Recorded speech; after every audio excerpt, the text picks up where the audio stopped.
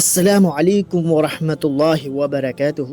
حضرت علی رضی اللہ تعالیٰ عنہ نے فرمایا، تکلیف میں ہمیشہ صبر سے کام لیا کرو، کیونکہ سونے کو آگ سے آزمایا جاتا ہے، اور فرمایا مومن کو تکلیف سے آزمایا جاتا ہے۔ حضرت علی رضی اللہ تعالیٰ نے فرمایا، انسان کے آنسو اس وقت مقدس ہوتے ہیں جب وہ کسی اور کے دکھ اور تکالیف کو محسوس کر کے نکلیں، وہ آنسو بڑے مقدس ہوتے ہیں۔ حضرت علی رضی اللہ تعالیٰ نے فرمایا، جھوٹ بول کر جیتنے سے اچھا ہے تم سچ بول کر ہار جاؤ، یہ تمہارے لیے بہتر ہوگا۔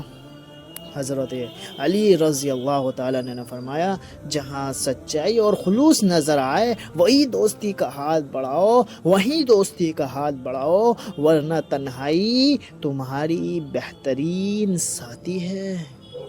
حضرت علی رضی اللہ تعالیٰ نے فرمایا، نماز پڑھا کرو، کوئی ملے یا نہ ملے، اللہ مل جاتا ہے۔ وہ فرمایا، جب اللہ مل جاتا ہے نا تو جناب سب مل جاتا ہے، کسی کی کمی نہیں رہتی۔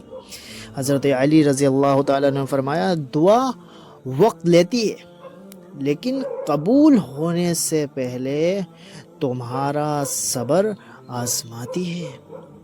حضرت علی رضی اللہ تعالیٰ نے فرمایا، اگر معجزے نہ ہوتے تو اللہ تعالیٰ تمہیں دعا مانگنا سکھاتا ہے کیوں، اگر معجزے نہ ہونے ہوتے۔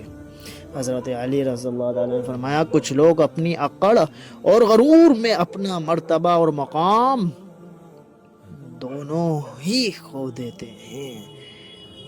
حضرت علی رضی اللہ تعالیٰ نے فرمایا، جو دعا قبولیت میں وقت لیتی ہے نا، پھر وہ قبول ہو جانے پر بھی وقت ہی بدل دیتی ہے، جو دعا قبولیت میں وقت لیتی ہے۔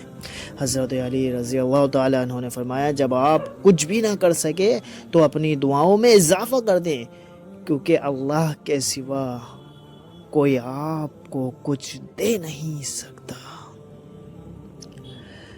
حضرت علی رضی اللہ تعالیٰ نے فرمایا، جو شخص اللہ تعالیٰ کے آداب پر عمل کرتے ہوئے اپنے آپ کو نظم و ضبط میں رکھے گا تو حضرت علی رضی اللہ تعالیٰ نے فرمایا، وہ دائمی فلاح پائے گا۔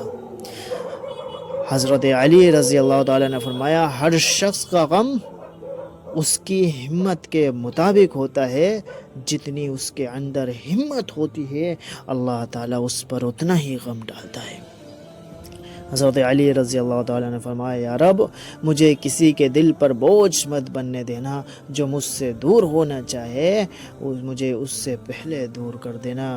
Like and subscribe my channel. جزاک اللہ خیرا۔ السلام علیکم۔